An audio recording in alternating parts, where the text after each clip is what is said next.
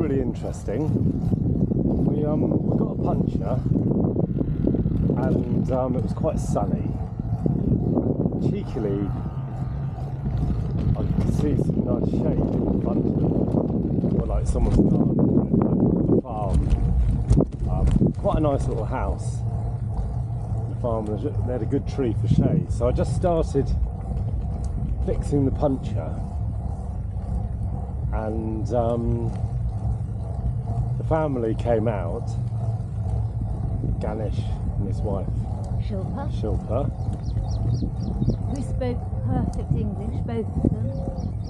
Which is really surprising, because this is one big difference from travelling in India in 1990, is there's far less English spoken now. People feel that the future is in India. People are no longer looking for the way out of India. So, just Hindi is perfect for them. They don't need, there isn't the pressure to be speaking English now. But this couple spoke perfect English. And this couple, it turned out, they offered us tea whilst we fixed the puncher, and said the milk was from their own buffalo, and then started talking about how they grew organic tomatoes. And then a wonderful story came out. Just wait for this motorbike to go by.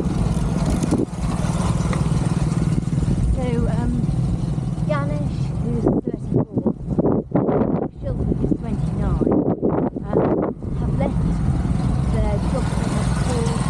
She was a software engineer in Chennai. She did chemistry at university and got a master's in chemistry. And they're now running an organic farm, growing organic tomatoes and turnips. They were brilliant. Not only did they give us some of their organic wheat flour, but also some of their tomatoes. So yeah, we've got to make chapatis later when we find our little hideaway somewhere and cook up our lunch. So we've got organic chapati flour. Lovely. Yeah, they were lovely people. We said to them it was the best punch repair we'd ever had. Well, it was so interesting. Yeah, they actually took us to their field of tomatoes to see the tomatoes. And it's interesting, you know, how they've given up all that. I mean, it's quite a Western kind of thing to give up the rat race in the city to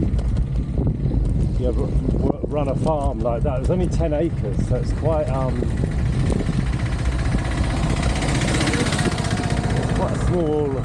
small outfit, but they reckon that once they get up to full capacity from that land, they will be able to make a living from it. Yeah.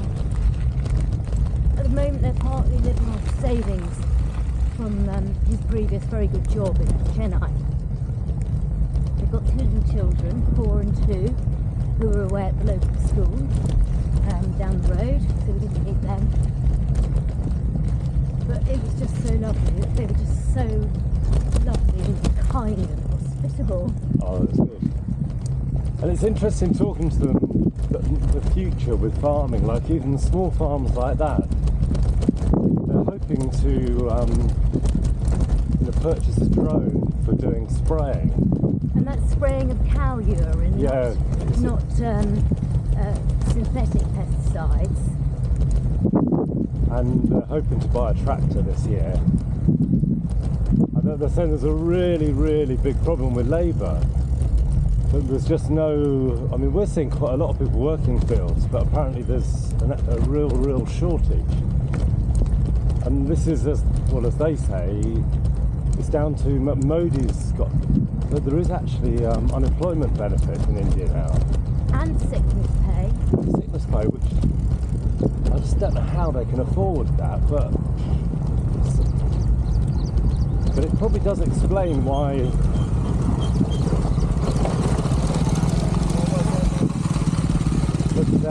we haven't seen the not nearly as much as before, the absolute real bad poverty and destitution.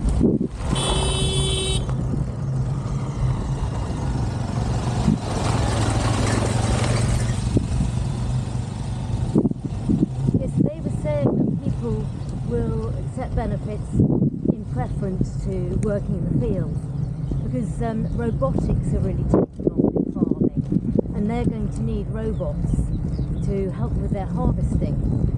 And it didn't sound like this is miles into the future. This sounded like something imminent. I know, it is really weird. I mean, you just... It was the most interesting time we had with them. It was fascinating, yeah. Yeah. I mean, you just can't really imagine how there can be robotics. Namaste. How you can have robotics on such small scale farms, I mean. Because things like robotics must cost a fortune, mustn't they? I guess, yeah. Namaste. A water buffalo there. Yeah.